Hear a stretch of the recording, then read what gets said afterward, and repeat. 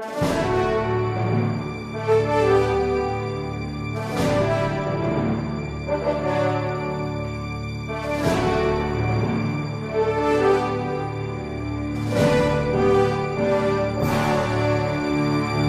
resposta católica de hoje, gostaríamos de responder à pergunta: o que significa a expressão in persona Christi? Trata-se de uma expressão que é usada para os sacerdotes e ministros ordenados que agem na pessoa de Cristo. Ou seja, aqui nós temos uma expressão que denota uma realidade fundamental dentro da teologia do sacerdócio católico. Vamos parar para entender isso. Bom, primeira coisa, ao pé da letra, in persona Christi quer dizer na pessoa de Cristo. Ou seja, na realidade, quando o padre age, não é ele quem está agindo, é a pessoa de Cristo. Mas, para a gente entender realmente do que se trata, seria importante nós entendermos o que é o sacerdócio. Vamos parar. O que é um sacerdote? Um sacerdote é aquele que une Deus e o ser humano. Existe um abismo entre Deus, infinito, santo, onipotente, incorruptível, imutável, eterno, etc., e nós, seres humanos, que somos tudo o contrário. Finitos, miseráveis, mutáveis, mortais, etc. Um abismo enorme. Ora, como é que nós vamos para Deus? Nós precisamos de uma ponte. Uma ponte que una os dois lados deste abismo.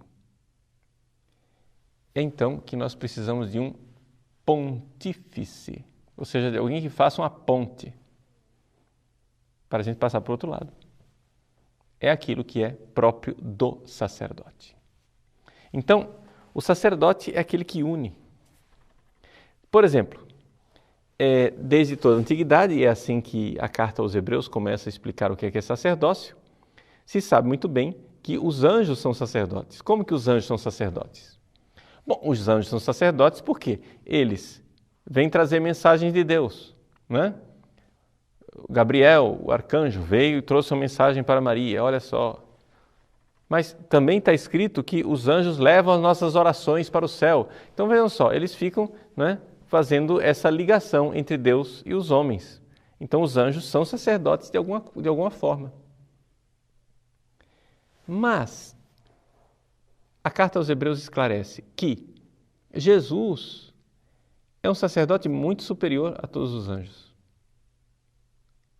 Enquanto os anjos são sacerdotes naquele sonho da escadaria de Jacó, né? Jacó teve um sonho, ele dormiu em Betel e teve um sonho de uma escadaria e ali os anjos subiam e desciam naquela escadaria. Aí ele disse, bom, essa é a casa de Deus, Bet-El, né? A casa de Deus. Por quê? Porque aqui eu vi os anjos subindo e descendo na escadaria. Jesus, no início do Evangelho de São João, quando se apresenta a Natanael, diz, Natanael, você ficou impressionado porque eu disse que vi você debaixo da figueira? Você verá o Filho do Homem e os anjos subindo e descendo sobre ele. Ou seja, Jesus disse, eu sou a escadaria. Ou seja, é isso que ele está dizendo. Em Betel, a escadaria sou eu sou a ponte que possibilita que os anjos exerçam esse ministério de subir e descer. Jesus é o pontífice, isso quer dizer que Jesus é o sumo e eterno sacerdote, é o verdadeiro sacerdote. Então só existe um verdadeiro sacerdote, Jesus. E como é que ele une o céu e a terra? Como é que ele une Deus e o homem? Bom, ele une da seguinte maneira, ele é Deus, não é verdade? Ele é homem, não é verdade? Só que ele é Deus e homem numa só pessoa. Esta união entre a natureza humana e a natureza divina em Jesus Cristo, a gente chama de união hipostática na teologia. O que quer dizer isso? É a união de uma só pessoa divina. Em Jesus não tem duas pessoas. Isso seria heresia do nestorianismo, dizer que em Jesus tem duas pessoas. Jesus tem uma pessoa só, uma única pessoa. E essa única pessoa é que une a natureza divina e a natureza humana. Ora, então Jesus é o casamento.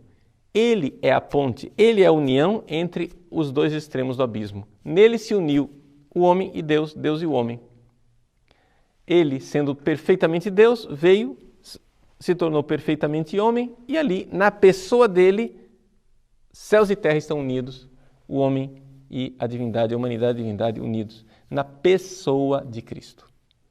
União hipostática. Ora, os sacerdotes na Igreja Católica participam de alguma forma desta união hipostática. Ou seja, eles representam esta pessoa que une céu e terra. Então, in persona Christi, quer dizer, na pessoa de Cristo, a pessoa que une céu e terra. Ou seja, a unidade de pessoa em Cristo que faz com que o homem e Deus estejam unidos. Então, quando o sacerdote age in persona Christi, ele é, vamos usar uma linguagem pobre, mas para você entender, ele é a personificação de Cristo. Não é? Ou seja, ele é uma pessoa símbolo. Os sacramentos sempre têm um símbolo. Quando você tem o batismo, você pega a água do batismo e a água do batismo simboliza o Espírito Santo derramado. Quando você tem a Eucaristia, o pão e o vinho simbolizam o corpo e o sangue, e de fato são, de uma forma extraordinária, substancial, presença real. E na ordem, quem é que simboliza?